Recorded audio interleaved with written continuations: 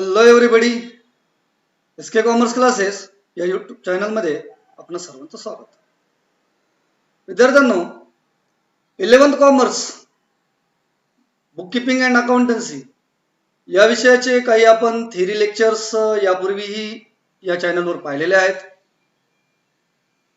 जो first topic आहे introduction of book keeping and accountancy, या टॉपिकवर आधारित आपण काही MCQ या व्हिडिओमध्ये पाहणार आहोत. हा व्हिडिओ बनवण्याचा उद्देश एवढाच, आजपर्यंत झालेला अभ्यास सिलेबस याचा विद्यार्थ्यांना खरंच कन्सेप्ट समजलेल्या आहेत का, आणि विद्यार्थी त्याची उत्तरं देण्यासाठी कॅपेबल झालेत का. या व्हिडिओतून तुम्हाला परीक्षा देण्यासाठी सुद्धा भरपूर लाभ होणार आहे. तेव्हा अशा पद्धतीचे व्हिडिओ तुम्हाला पाहिजे असतील तर चॅनल सबस्क्राईब करा आणि हे व्हिडिओ जास्तीत जास्त मित्रांना शेअर करा. सुरू करूया. Introduction to book keeping and accountancy 11th commerce MCQ.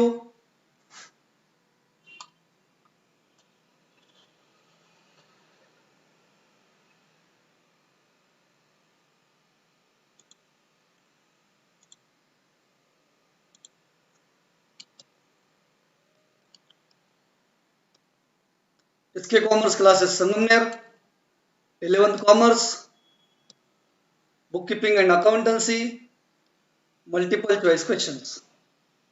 Introduction to book keeping and accountancy. In India, during Chandragupta Maurya regime, Minister Kautilya wrote a book named dash dash. भारतामध्ये चंद्रगुप्त मौर्याच्या काळामध्ये कौटिल्यनी जे पुस्तक लिहिलं त्याला काय म्हटलं, असा प्रश्न आहे. त्याला अकाउंटन्सी म्हटलंय का, जर्नल म्हटलंय का, अर्थशास्त्र म्हटलं का, बुक कीपिंग म्हटलंय. पहा, तुम्हाला तुमचा आन्सर त्या लाईव्ह चॅट बॉक्स मध्ये टाकायचा आहे. ऑप्शन लिहिला तरी चालेल. ठीक आहे. अर्थशास्त्र इज आन्सर. आन्सर लिहिताना क्वेश्चनचा नंबर लिहा 1 आणि पुढे त्याच्या पुढे त्याचा ऑप्शन लिहा C. अर्थशास्त्र हे आन्सर आहे. In the earlier time of civilisation accounting was done by. पूर्वीच्या काळी सिव्हिलायझेशनच्या सुरुवातीच्या काळात अकाउंटिंग कोण करत असे, असा क्वेश्चन आहे. अकाउंटंट, एजंट्स, ओनर्स का none of this. Good answer here. Agent is right answer. Okay, चला पुढचा क्वेश्चन पाहूया. Dash dash means recording of business transactions in the books of account in a systematic way. बिझनेसचे transaction record करण्याची जी पद्धत आहे त्याला काय म्हणतात. जर्नल, बुक कीपिंग, लेजर आणि अकाउंटन्सी. काय आन्सर आहे. Good. Book keeping is correct answer here. Nice answer.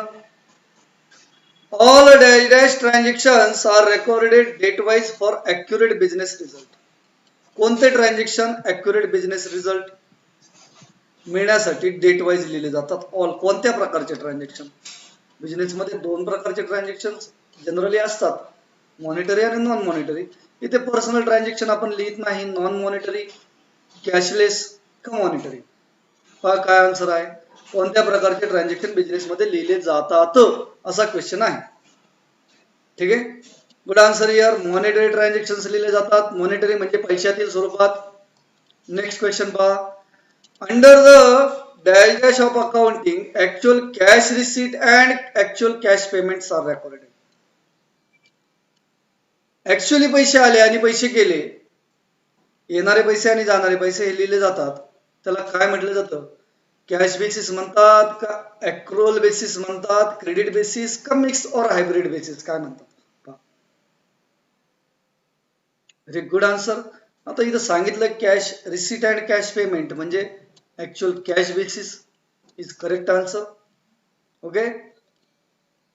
Next question.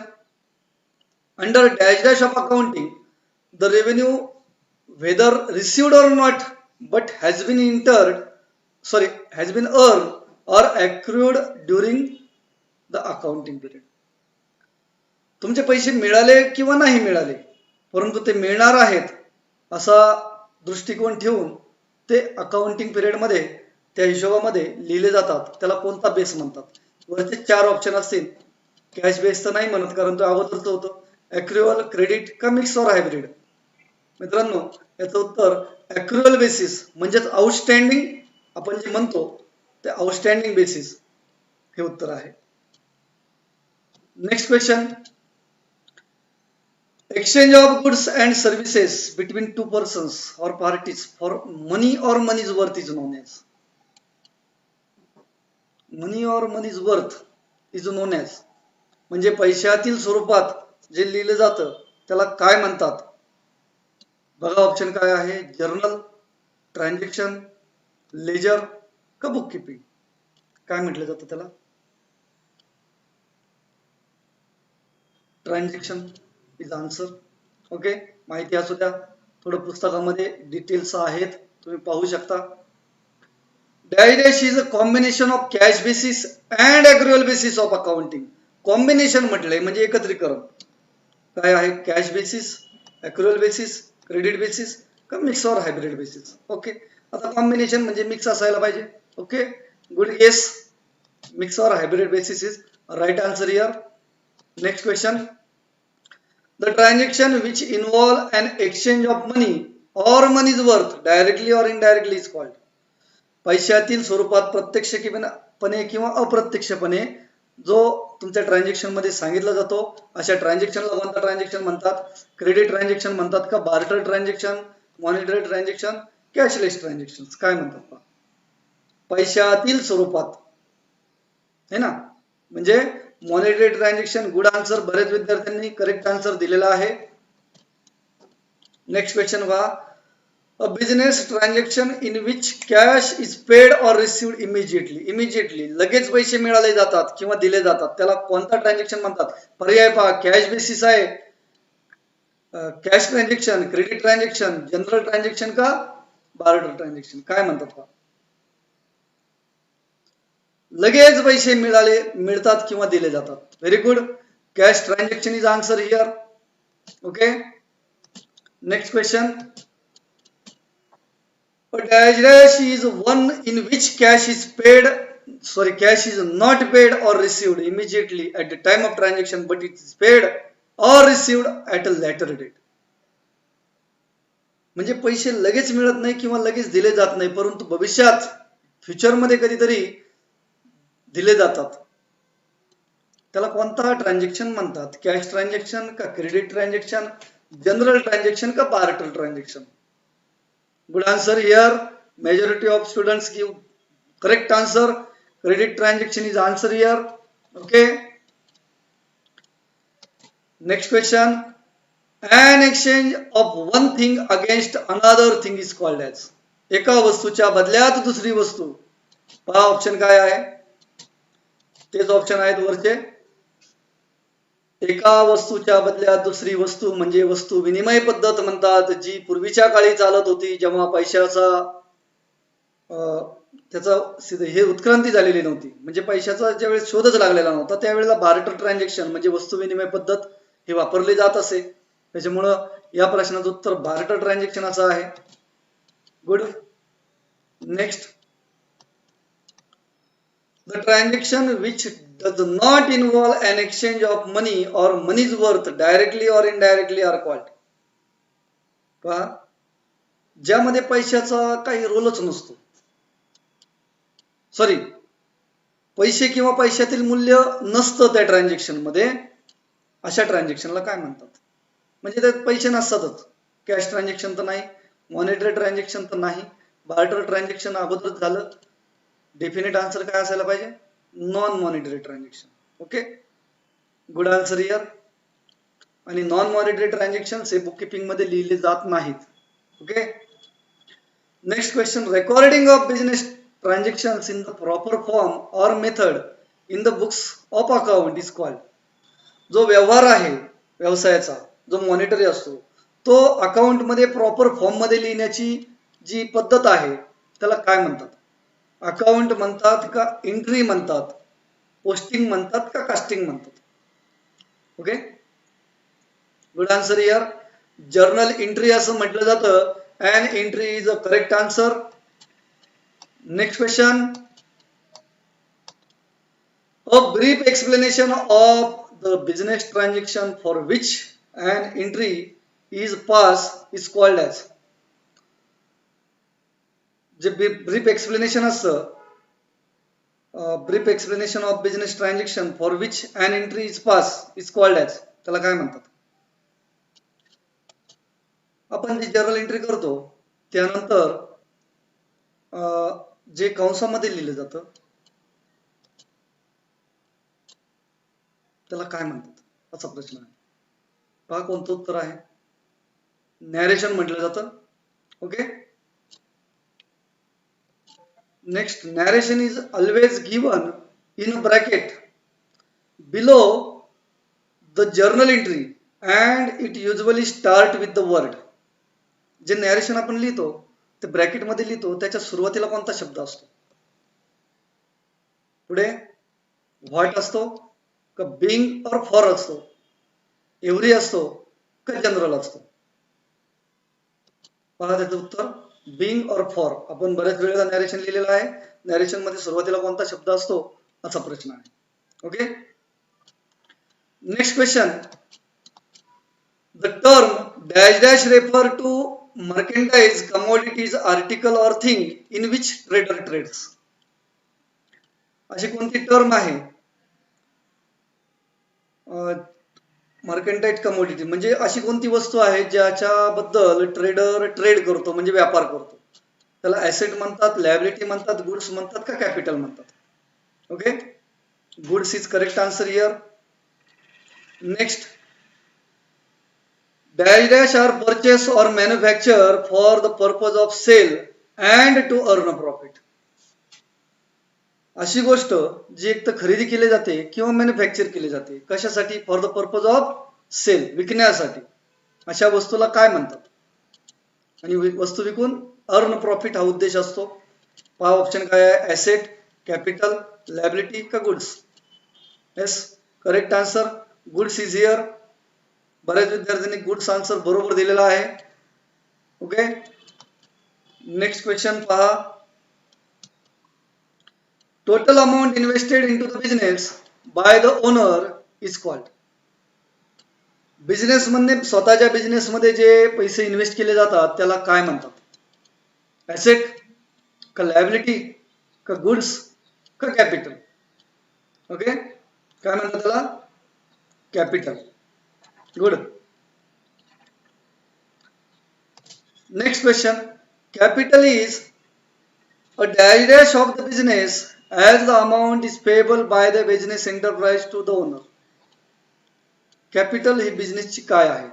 मित्रांनो, कॅपिटल म्हणजे बिझनेसला बिझनेस मधने सर्वात अगोदर दिलेलं कर्ज असतं. ठीक आहे, आणि ते ऑलवेज बॅलन्स शीट मध्ये आपण लायबिलिटी साइडला लिहितो, हे आपण पुढे पाहणार आहोत. तर ऑप्शन पहा काय आहे? कॅपिटल ही बिझनेसची काय आहे? ऍसेट आहे, इन्व्हेस्टमेंट आहे, गुड्स आहे का लायबिलिटी आहे? Yes, liability is correct answer here. Next question. Excess of assets over liability is called as. Excess of asset. Liability पेक्षा ऍसेट जास्त आहेत, लायबिलिटी पेक्षा ऍसेट जास्त आहेत, तो डिफरन्स आहे, त्याला काय म्हणतात? ड्रॉइंग म्हणतात, इन्सॉल्वंट म्हणतात, गुड्स म्हणतात का कॅपिटल म्हणतात? बघा पुस्तकामध्ये जर तुम्ही याचं कॅपिटलची जिथे इन्फॉर्मेशन आहे तिथे बरेचसे सूत्र दिलेले आहेत आणि बरीचशी माहिती दिलेली आहे.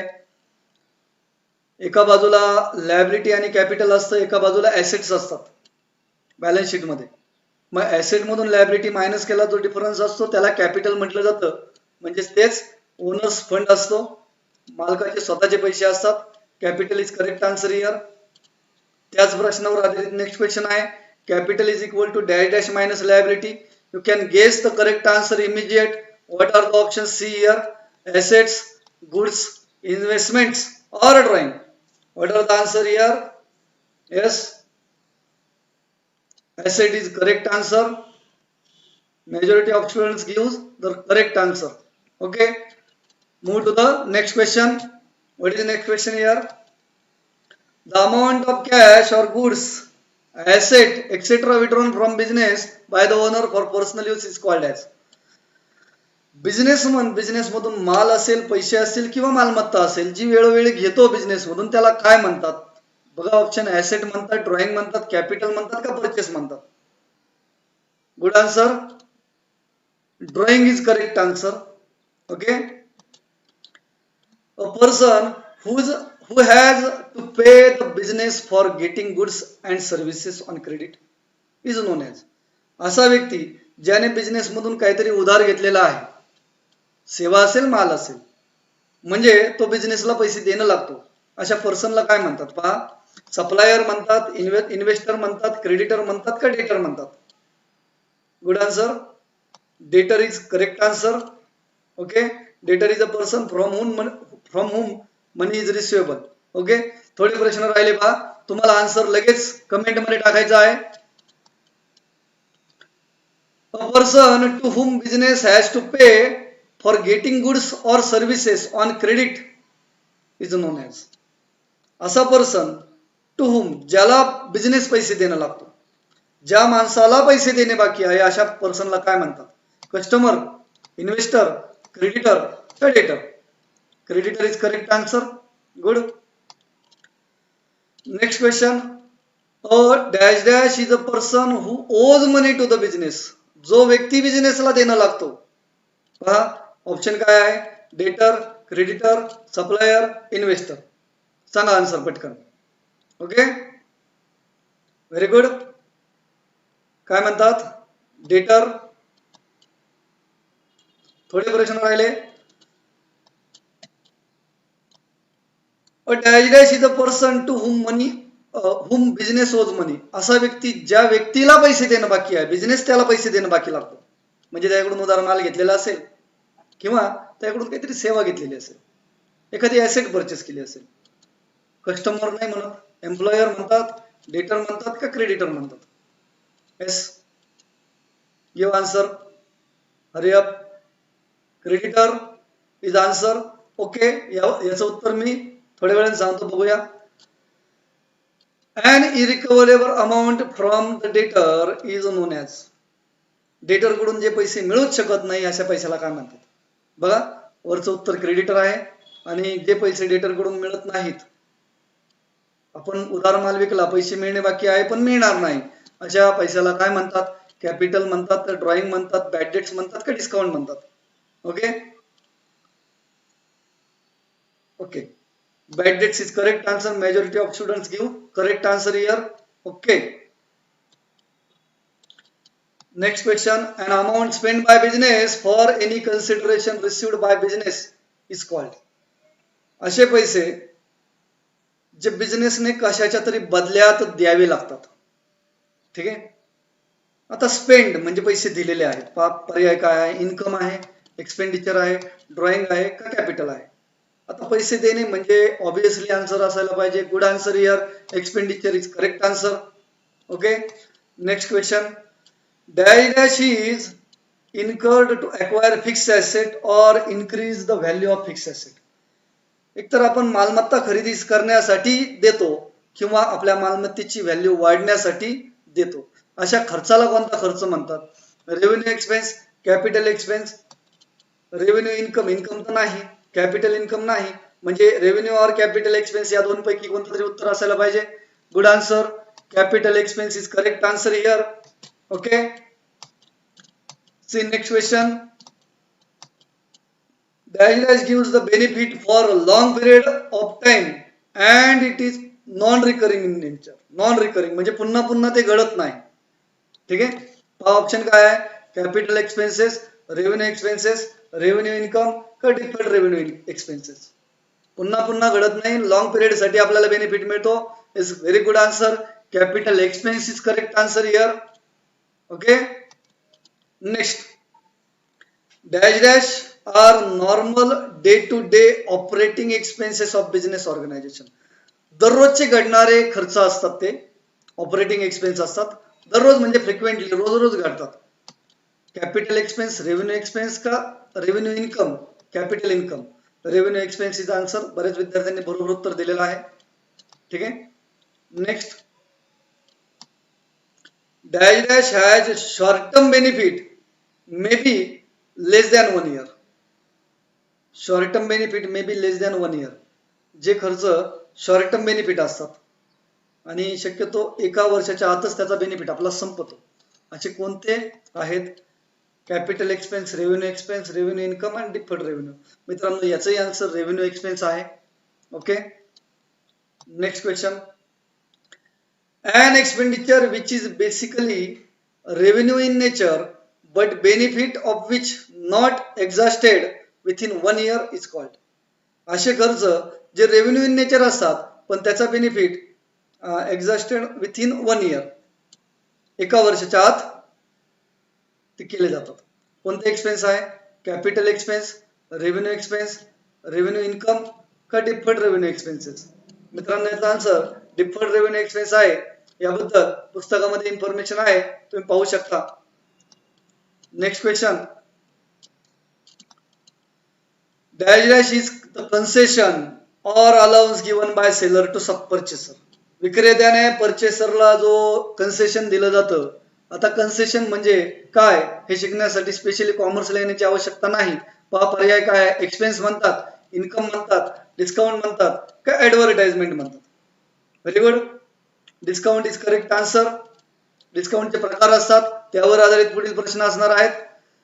Next question, dash dash discount is not recorded in the books. कोणता डिस्काउंट हा लिहिला जात नाही? कोणता डिस्काउंट लिहिला जात नाही? पहा पर्याय, cash discount, trade discount, revenue discount का bank discount? Yes, good answer here. Trade discount लिहिला जात नाही. ओके. थोडेच प्रश्न राहिले अगदी. आता तुम्हाला कमेंट करायचे आहेत, लगेच ड्रॉप बॉक्स मध्ये तुमचे आन्सर्स टाकायचे आहेत लाईव्ह चॅट मध्ये. नेक्स्ट क्वेश्चन पहा, dash dash deducted from the final amount due at the time of receipt. Dash dash deducted from final amount due at the time of receipt. ज्या वेळेला final payment असतं त्यावेळेला ते deduct केलं जातं, असं काय आहे?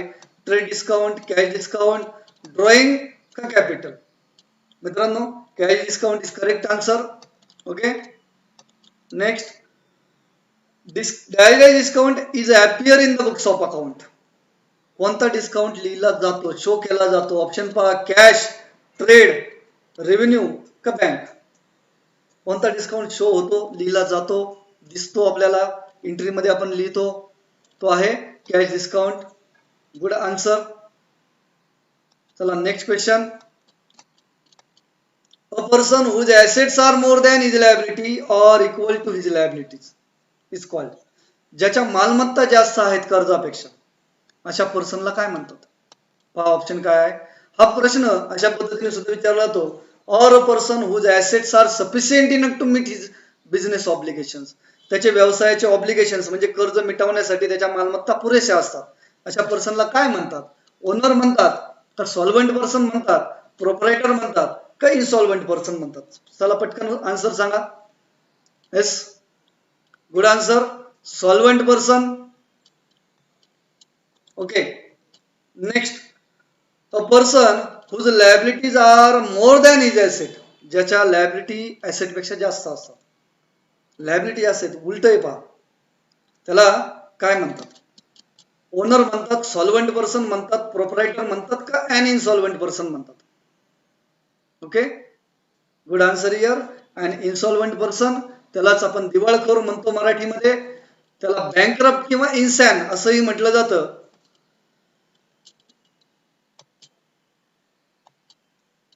मित्रांनो तुम्ही जर या चॅनलवर नवीन असाल तर चॅनल सबस्क्राईब करा आणि हा व्हिडिओ जास्तीत जास्त मित्रांना शेअर करा. Thank you very much for watching this video. Best of luck for your exam. Okay, good bye.